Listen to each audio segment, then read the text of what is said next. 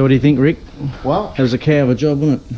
it really wasn't bad, considering it's a 5-speed manual swap in place of a 4-speed. Yeah. And it could have been a lot worse. What would it take? It's It probably would have been much easier if Brian had listened to my system for Of course. in the beginning, of course. I was just saying that the K-frame was twisted. That's what I was worried about, and I was right. That was putting the back out. What you're forgetting is we're both twisted. Yeah, you're all twisted more than me. Oh, okay, here we go.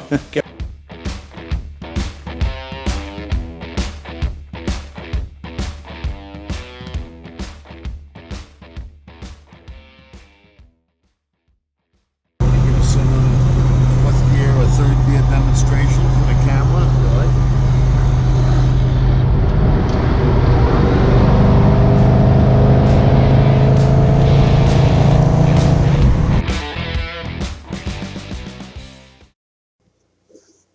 Finally got rid of that bloody bracket. Hit my head on it so many times. Okay, now the AMD rocker covers, beautiful reproduction rocker covers. You just got to spend plenty of time making sure you get those gaskets right, because the big blocks have a bad habit of leaking. They look beautiful when they're on, looks totally factory.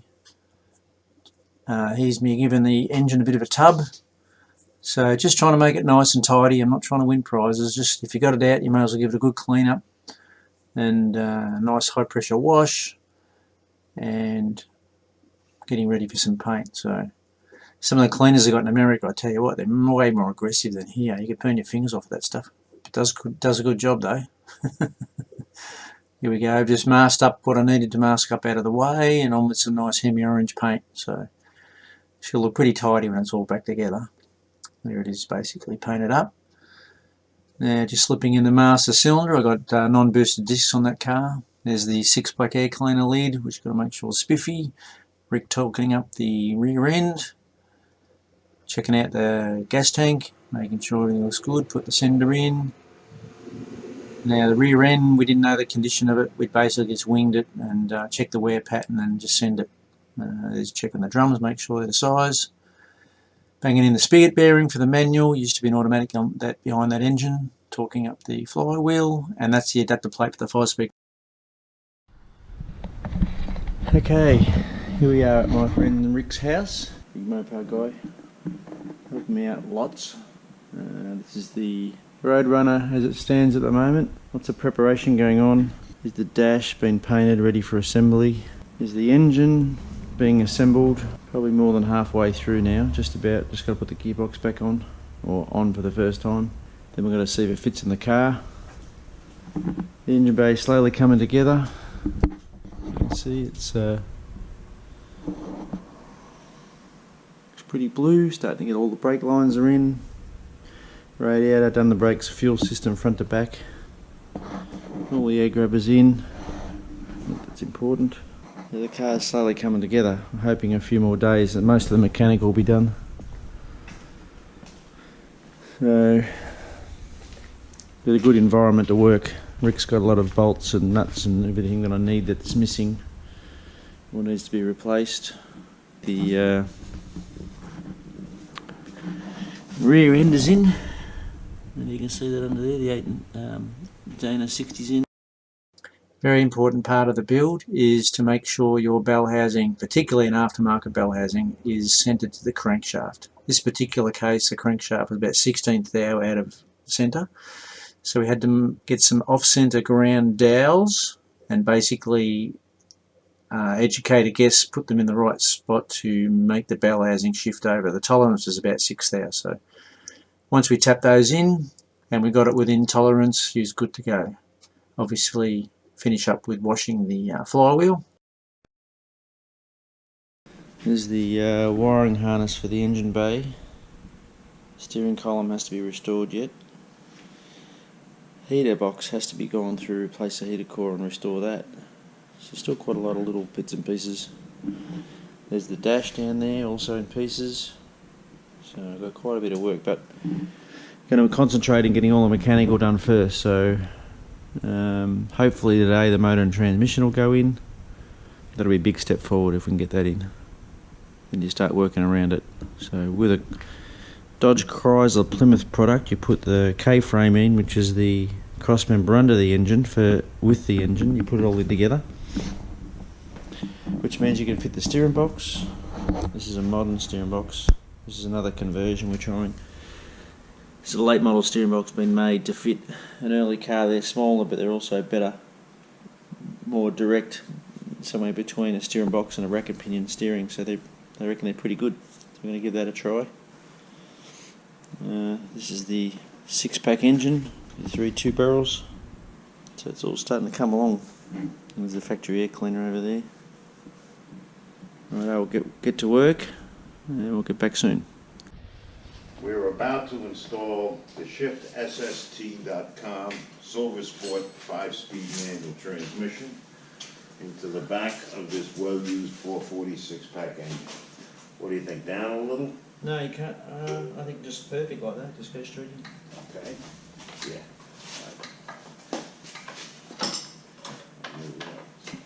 It's gonna work. I wonder if it is tuned. Hmm? Just go back a bit. I think I have to bring that forward through the hole first, Okay. and then. There you go. Okay, now go in.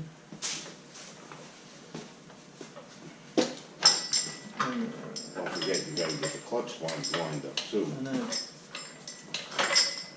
But I think you've got to get that bit through first. What size are the threaded holes? Are they 7/16? So they look like 7/16.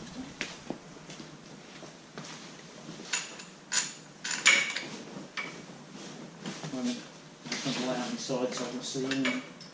Oh, I was just gonna, I meant to cut down some bolts to make them into pins. It won't. I think it'll be right. We'll try to do that one. The hardest part is just getting all that clutch mechanism to line up with that pin on top. You know what I mean? Yep.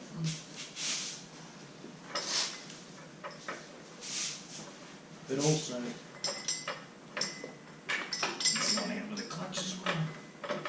Now don't forget, all those spacer washers have shoulders. I know. The tranny, look at the angle. Yeah, but wait a minute. What's going on is the pin, the hydraulic throw bearing is jammed on that pin. You know the pin it's got to slide onto? Okay. So it's up against the... No, we haven't got a clutch in there. I think we're done. I think you're in. Now all those collar, Well, I think so. It's on that pin, so it can't really be wrong, can it? want Because me you to- can't turn that. Yeah, maybe you do that, and I'll do this. What size is the crankshaft? 1.25. I think it should be here, though. Yeah. You're going to have to open the door, though. Unless your bum's smaller than that. Why don't I just get a shorter extension? Well, you're going to squeeze against there. Just open the door up. You're not going to get wet. Cool. Too close, even with a short extension.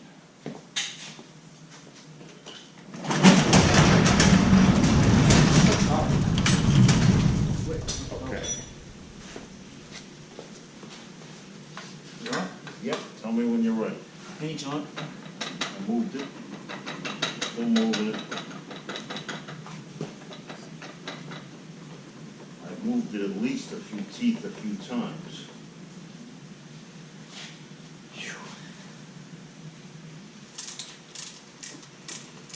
To me it looks square. I know.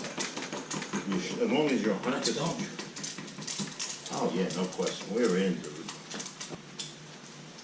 And what do you call this kind of wrench? A ring open end, that's the correct Ring term. open end. Okay, in the U.S., say combination wrench. That's wrong. Of course, we're always wrong. But this end is the box end, this is the open end. The whole thing's a combination wrench.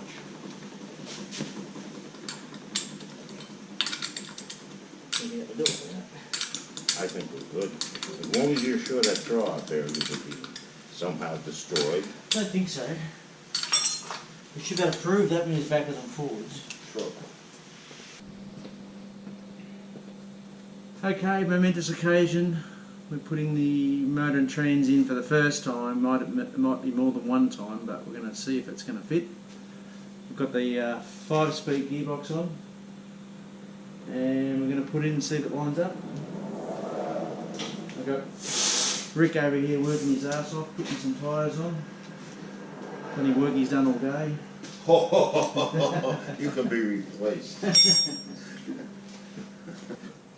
I'm just amazed that this crummy mover's dolly is able to take this weight. We haven't done it in yet. We'll go crash on the ground. Crack in half.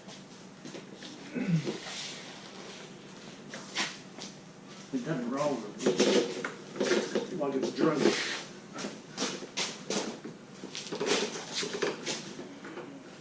You really need two that... I'm gonna come help you, but I gotta get a picture of this, obviously. You need two that stay still and two that... Put your hands on the camera again. So I can make a lot of money then. It's not far out, actually. I wouldn't imagine it would be. Why should it be? Well, because I'm just using the iometer. Get the, we have a socket and an impact wrench ready? No. Better be organised. Down? Yep. You're watching your side, right? It's a fraction off. Okay, my side's got to come. I mean, You're in. Okay, so let it down another half inch and I'll get let mine me in. just make sure there's nothing jamming up in here like that fuel That line. wasn't here. possible. Huh? That wasn't possible. Your pins line it up. No, the fuel line's standing in. Oh. Lean Now, down. come down a half an inch and then we're going to have to do a little pry. All right. Quarter inch fork. All right, stop. Come over here and line this side up. I don't have to spin. It's got to go back.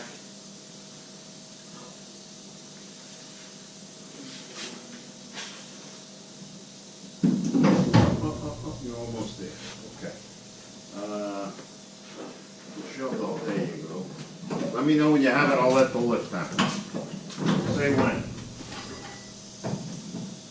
You see why I like the point, but anyway. Yes, no? Yeah. Alright, go down a bit. More? Yeah. Alright, it's in. It's in? Yeah, just watch the transmission. I'm not going down all the way yet. I would say keep going. Okay, now this side is definitely too high. We're going to let it down a little bit. Still too high. Why don't you let the car down a Watch little? that. Yeah, I am. So what do you think, Rick? Well, That was a cow of a job, wasn't it? it really wasn't bad, considering it's a 5-speed manual swap in place of a 4-speed. Yeah. And it could have been a lot worse. What would it take us It would probably... have been much easier if I had listened to my system for Of course. in the beginning, of course. I was just saying that the K-frame was twisted. That's what I was worried about. And I was right. That was putting the back out. What you're forgetting is we're both twisted. Yeah, you're twisted more than me. Oh, okay, here we go. Go on. First view underneath.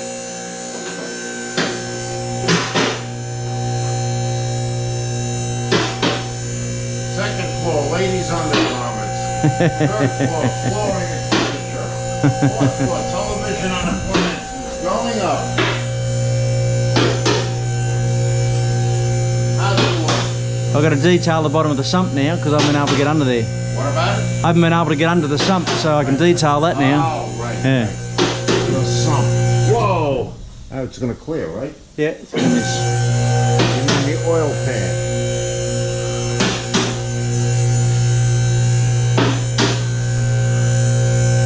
That's enough for you? Yep.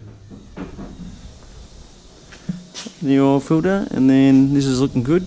Just got to bolt that up and make sure that the Now. clearance looks alright. Boy, it's tight, but it's okay. Yep. Oh, that doesn't worry me, the hole. Oh yeah, it's close to the floor. That is a hard hit. It's not up yet, Rick. Look, it's not up yet.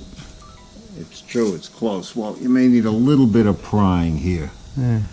We'll have to do that from the top with the gearbox in position. These have always been tight.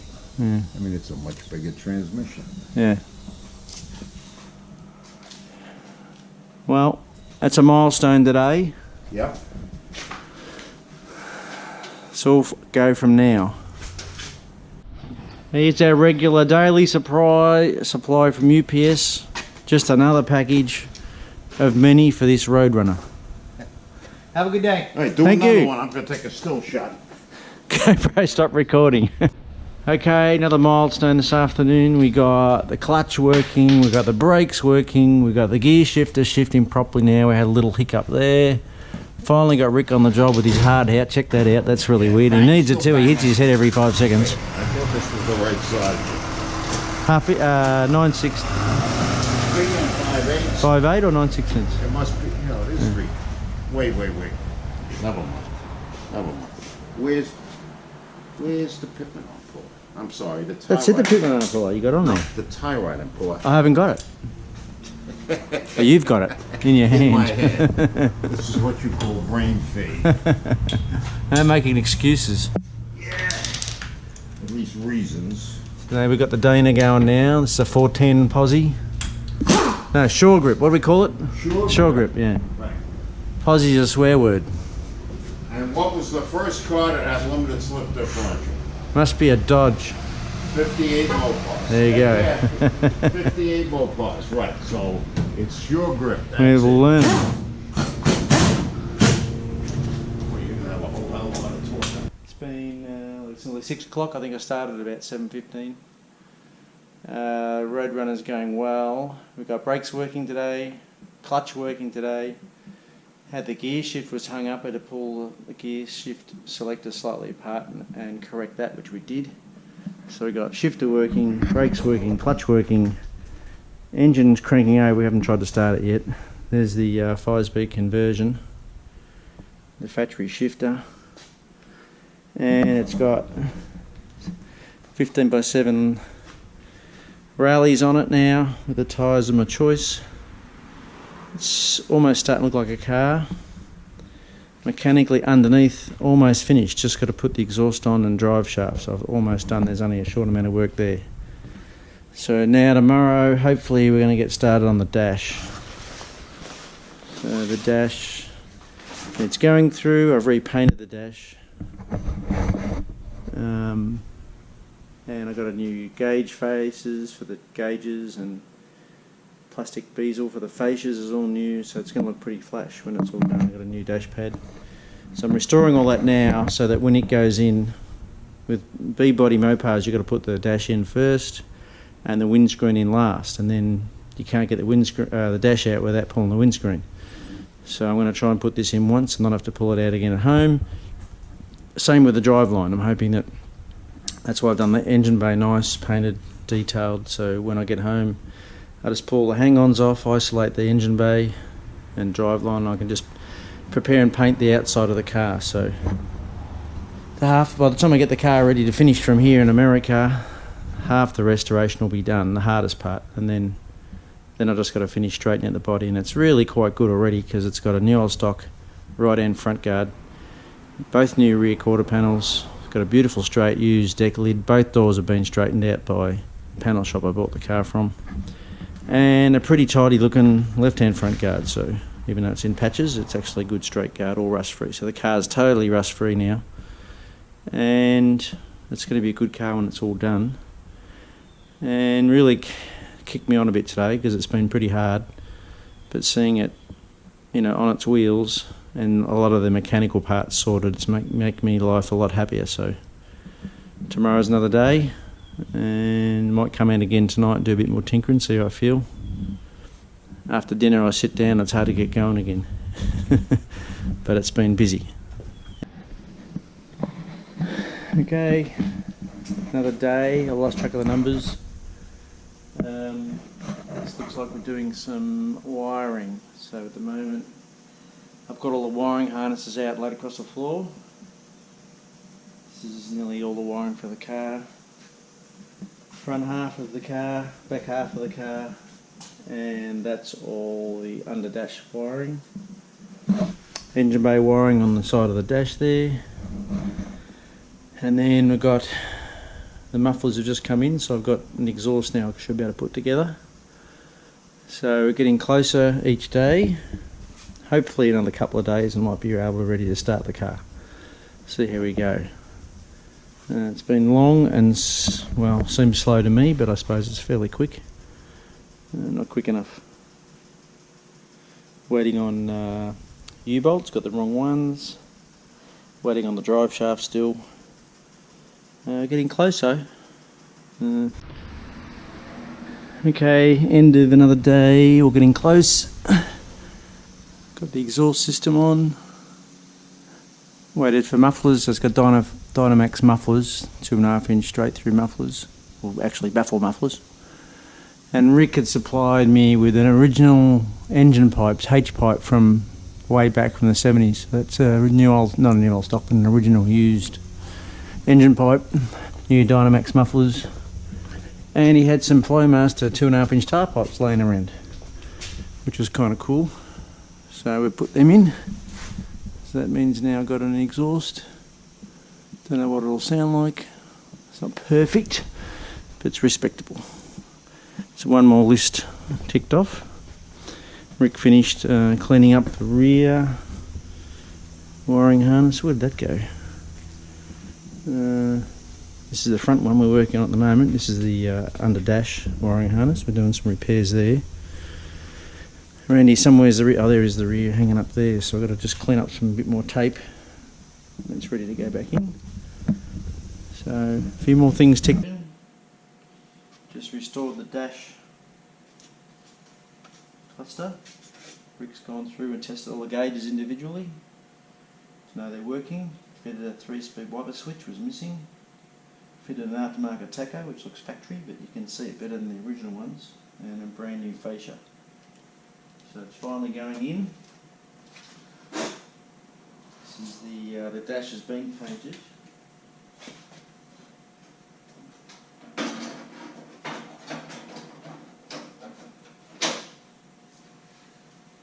Okay, simple as that.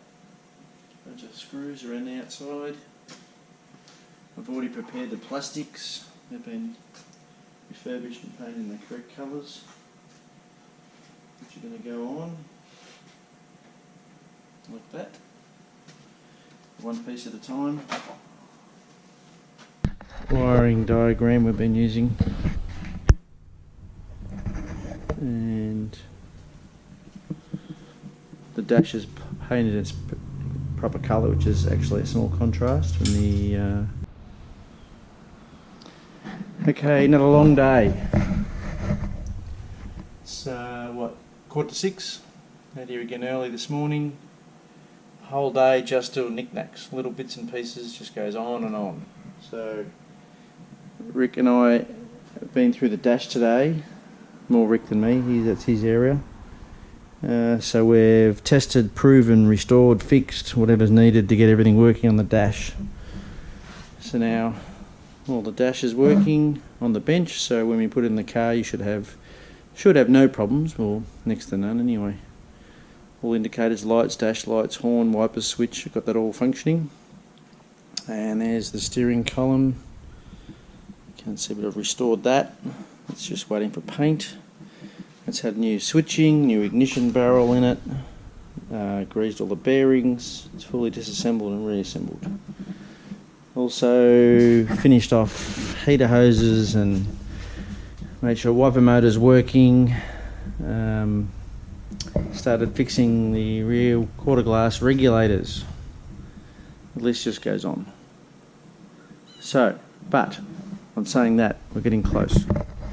So we've got a goal of Wednesday night to take the car to Bear Mountain. I don't know if we'll get there, so it depends how things go next couple of days. But today is Sunday, so it's feasible 3 days. If we can get the car to Bear Mountain, then hopefully by Friday, which will be about the let me think, today's Sunday, it'll be about the 5th, 6th, somewhere around there. Hopefully we might be getting ready to consider driving to San Francisco. We'll see how we go. Finally got Rick on the job with his hard hat. Check that out, that's really weird. He needs it too, he hits his head every 5 seconds. I thought this was the